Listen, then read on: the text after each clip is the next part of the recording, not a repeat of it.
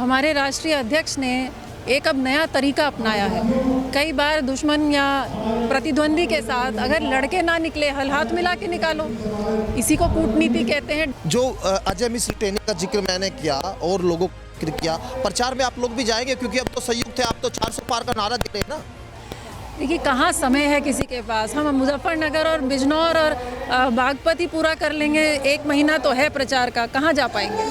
भाई हमें हेलीकॉप्टर तो कोई दे नहीं रहा है, पर बैठे रहे 13 महीने हम लोग किसानों के साथ, क्या हुआ?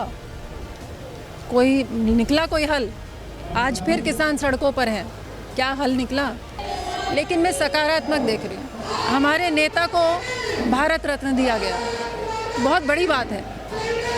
एक एससी समाज के विधायक को कैबिनेट मंत्री बनाया गया, पूरे पश्चिम में कोई नहीं है, ये सकारात्मक है। हमारे एक योगेश चौधरी जी को विधान परिषद सदस्य बनाया गया। नमस्कार, स्वागत है आपका न्यूज 80 पर। मैं हूं आपके साथ राहुल राणा।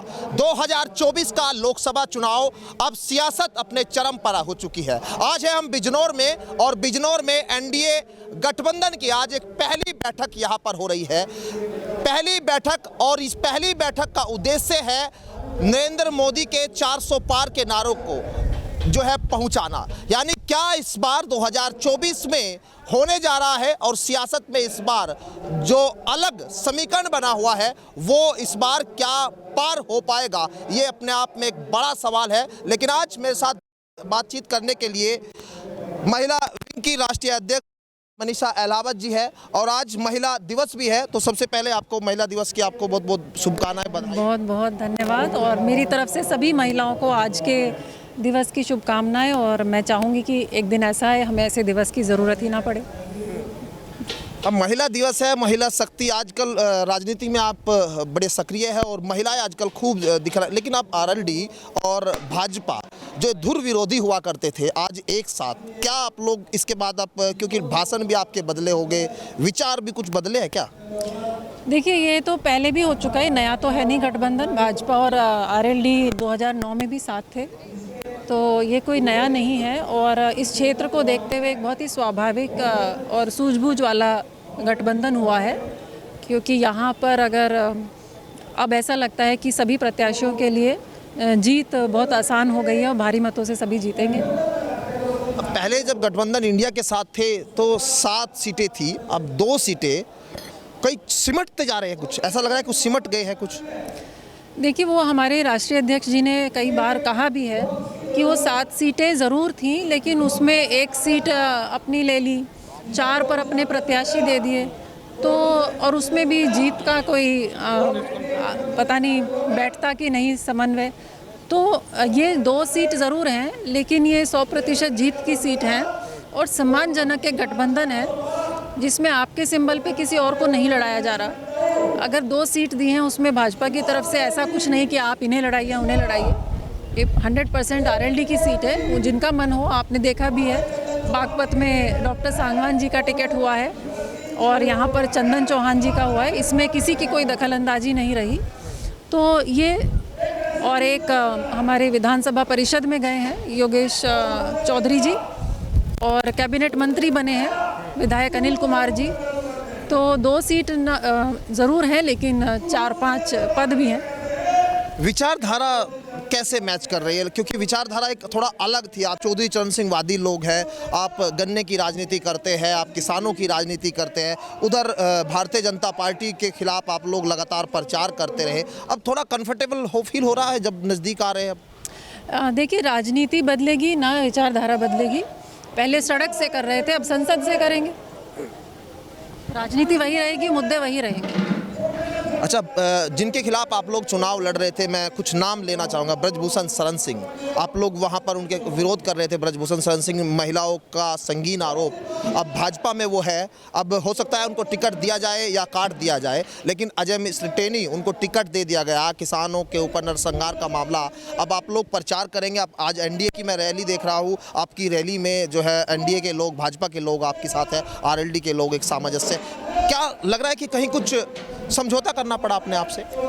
देखिए, समझौता इसलिए नहीं करना पड़ा कि जब हम गठबंधन से बाहर थे, विपक्ष में थे, तब भी ये टिकट हो रहा था। आज अगर हम गठबंधन में हैं तो कम से कम अपने क्षेत्र के लोगों के काम करा पाएंगे, संसद में बैठकर इनकी लड़ाई लड़ पाएंगे, इनकी बात संसद तक, विधानसभा तक पहुंचा पाएंगे। तो मुझे लगता है कि कई बार इसको कूटनीति भी कह सकते हैं। ज़रूरी नहीं कि हर बार सड़क पर बैठकर आंदोलन से ही अपने अधिकार लिए जाएं। आप सत्ता में रहकर भी अधिकार ले सकते हैं और अपने किसानों के, नौजवानों के और अल्पसंख्यकों के अधिकारों के लिए हम ये लड़ाई संसद से लड़ेंगे, विधानसभा से लड़ेंगे। जो अजय मिश्र टेनी का जिक्र मैंने किया और लोगों का जिक्र किया, प्रचार में आप लोग भी जाएंगे? क्योंकि अब तो संयुक्त है, आप तो 400 पार का नारा दे रहे हैं ना। देखिए, कहाँ समय है किसी के पास। हम मुजफ्फरनगर और बिजनौर और बागपत ही पूरा कर लेंगे, 1 महीना तो है प्रचार का, कहाँ जा पाएंगे? भाई हमें हेलीकॉप्टर तो कोई दे नहीं रहा है, हम तो सड़क पे है। चले जाएंगे ना आपको अगर हेलीकॉप्टर दे दें? अगर हेलीकॉप्टर देंगे, हाथ दिलाइए हेलीकॉप्टर का भी प्रचार करेंगे ना अजय मिश्र टेनी का? नहीं करेंगे, उनका नहीं करेंगे। तो लगता है कि आपको पार्टी में कहीं कुछ चीज़ें अभी है जो ठीक होनी चाहिए भाजपा के, क्योंकि कुछ ना कुछ लोग आपसे जो कहीं जिनके विरोध में आप लोग चुनाव में उतरते थे, बयानबाजी होती थी। देखिए, मुद्दे वही हैं। हम ये कहेंगे कि आप हर चीज़ में सकारात्मक भी देख सकते हैं और उसको नकारात्मक भी कर सकते हैं। अभी आपने जो मुझसे सवाल करे हैं टेनी के और इनके ब्रजभूषण, ये बहुत नकारात्मक हैं। अगर मैं इन्हें ही देखती रहूँगी तो जाहिर है मैं मायूस होंगी और घर बैठ जाऊँगी, लेकिन मैं सकारात्मक देख रही हूँ। हमारे नेता को भारत रत्न दिया गया, बहुत बड़ी बात है।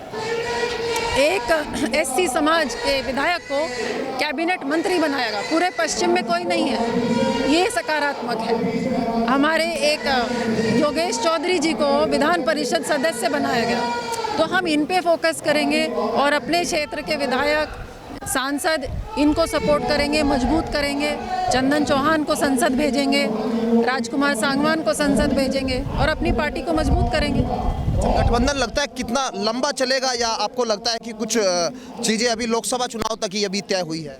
देखिए, लंबा चलना चाहिए, ऐसा कुछ नहीं है। अगर सम्मान दोनों तरफ से रहा तो चलेगा। अच्छा, आप महिला है और आप अपने महिला विंग की आप राष्ट्रीय अध्यक्ष भी है, तो महिलाओं को आप जोड़ रही है, तो क्या जब आप गांव में जाती है, महिलाओं के बीच जाती है, कहीं आपको लगता है कि कुछ विरोध कुछ आपको भी सुनाई देता है, जो आजकल सोशल मीडिया पर बड़ा चल रहा है? आप लोगों के बीच जाती है, आप सभाओं में बैठती है, बातचीत करते हैं, लगता है कि कहीं वो विरोध आपको भी सुनाई देता होगा, उसको कैसे कंट्रोल करेंगे?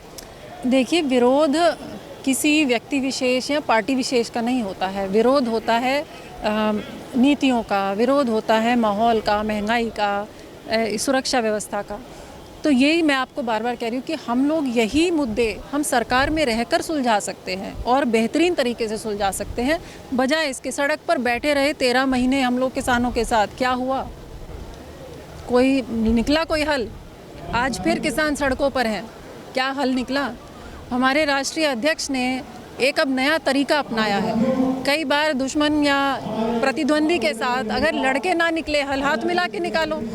इसी को कूटनीति कहते हैं, डिप्लोमेसी कहते हैं दुनिया भर में। नहीं तो आज तीसरा विश्व युद्ध हो रहा होता अगर आपस में बात करके मसले नहीं सुलझाएंगे। तो इन सब मसलों का हल निकलेगा। आप संसद में अपने लोगों को भेजने पर अपना ध्यान केंद्रित करिए और ये मत सोचिए कि फलाना प्रदेश में फलाना सांसद है, उसका हमें प्रचार नहीं करना है, हमें यहाँ प्रचार करना है। अच्छा, आपने कूटनीति की बात की।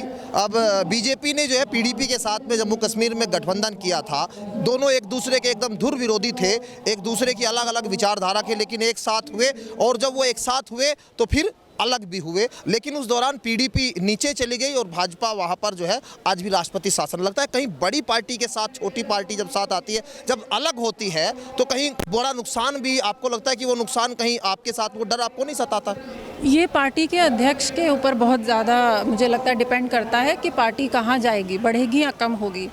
जब चौधरी चरण सिंह जी ने जनसंघ यहाँ अपनी पार्टी बनाई थी तो कांग्रेस बहुत बड़ी पार्टी थी, उससे अलग होकर बनाई थी। तो कांग्रेस भी एक बड़ी पार्टी है जहाँ से बहुत छोटी छोटी पार्टियाँ, टीएमसी ले लो, ये सब वहीं से निकले हैं।